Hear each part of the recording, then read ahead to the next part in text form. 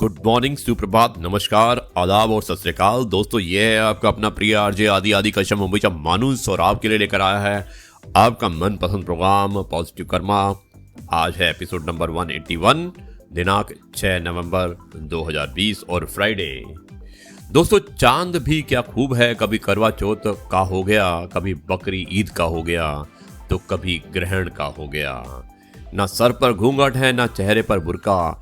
अगर जमीन पर होता तो टूटकर विवादों में होता, गवाह बनकर अदालतों में होता, अखबार की सुर्खियों में होता। लेकिन अच्छा है कि आसमान की गोद में है, शायरों की गजलों में है, कवियों की कल्पना में है, महबूब के चेहरे में है। मुसाफिर कल भी था, मुसाफिर आज भी हूँ, कल अपनों की तलाश में था, आज अपनी तलाश में हूँ। दोस्तों, यह है आपका अपना प्रिय आरजे आदि आदि कश्यप मुंबई का मानुस और आपके लिए लेकर आया है आपका मनपसंद program positive Karma. Episode 181, Friday का दिन 6 नवंबर। दोस्तों, आज का विचार मैं आपको बताना चाहता हूं कि इस प्रकार से है। एक बार एक नेता वोट मांगने के लिए एक बूढ़े आदमी के पास गया और उनको हजारों रुपये पकड़ाते हुए कहा, बाबा जी, इस बार वोट मुझे देना। बाबा जी ने कहा, बेटा, मुझे कुछ पैसे नहीं चाहिए, पर तुम्हें वोट चाहिए तो एक गधा खरीद के ला दो। नेता को वोट चाहिए था, तो वो गधा ढूंढने निकला, मगर कहीं भी 20,000 रुपये से कम कीमत पर कोई भी गधा नहीं मिला।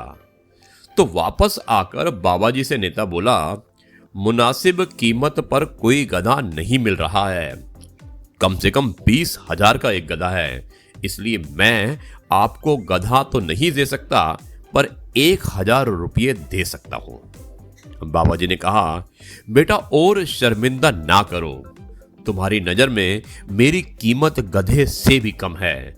जब गधा 20,000 से कम में नहीं बिका तो मैं तो इंसान हूं, 1,000 में कैसे बिक सकता हूं। दोस्तों, ये मतदाताओं के लिए है कि उन्हें जागने की जरूरत है और अपनी कीमत पहचानने की जरूरत है। ये मैं आपको लेकर आया हूं आपके लिए आपका मनपसंद प्रोग्राम पॉजिटिव कर्मा और आज है एपिसोड नंबर 181 और मुझे उम्मीद है कि आपको यह कार्यक्रम पसंद आ रहा होगा। यह है आपका अपना प्रिय आरजे आदि आदि कश्यप मुंबई का मानुस। अब मिलता हूं मैं एक छोटे से ब्रेक के बाद में और उसके बाद लेकर आऊंगा आपको कुछ कविताएं, कुछ व्यंग और एक कहानी।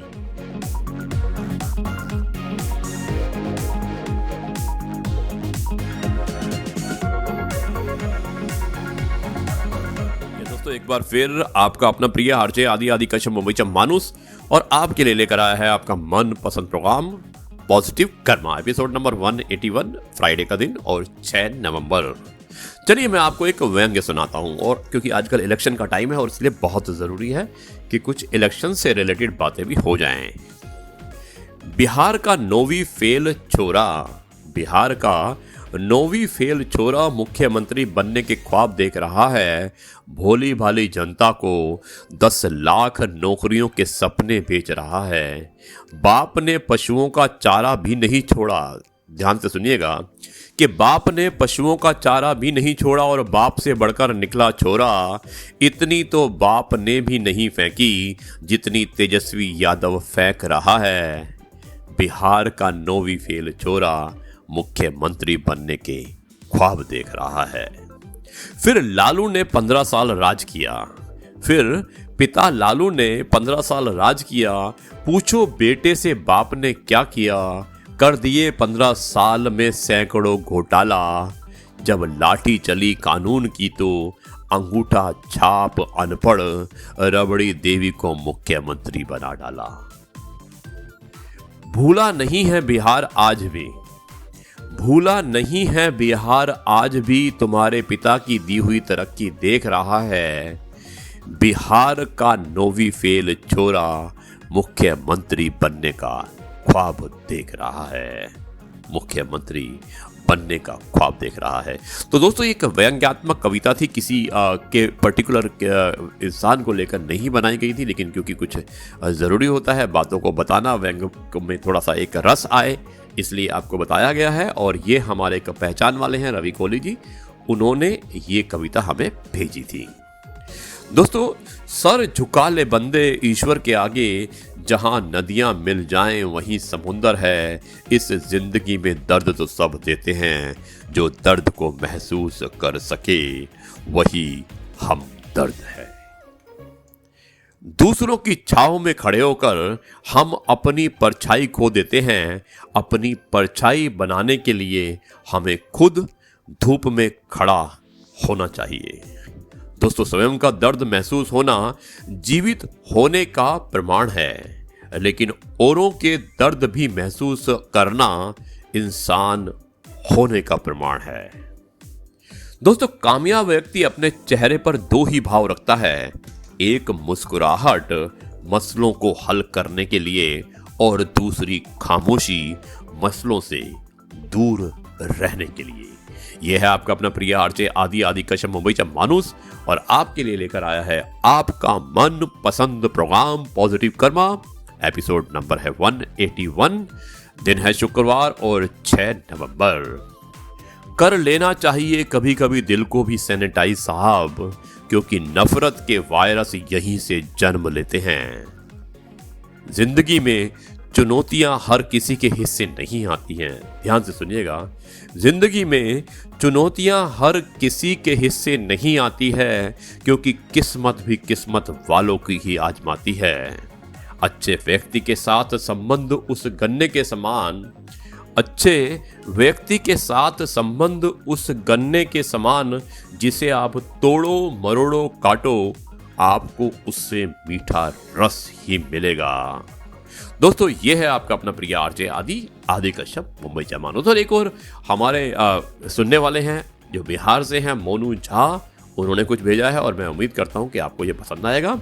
कैलेंडर हमेशा तारीख को बदला है, कैलेंडर हमेशा तारीख को बदला है, पर एक दिन ऐसी तारीख भी आती है जो कैलेंडर को ही बदल देती है। इसलिए सब्र रखे वक्त हर किसी को आता है, इसलिए सब्र रखें वक्त हर किसी का आता है, बस मेहनत करते रहिए। कितना सुंदर लिखा है मोनू झा ने, और मुझे उम्मीद है कि ये आपको पसंद आया होगा। दोस्तों, अब समय है कहानी सुनाने का, और कहानी सुनाने से मैं पहले आपको कहना चाहता हूं, एक छोटा सा ब्रेक लेंगे और उसके बाद हम सुनाएंगे एक कहानी, और मुझे उम्मीद है कि ये कहानी भी आपको पसंद आएगी। मिलते हैं छोटे से ब्रेक के बाद।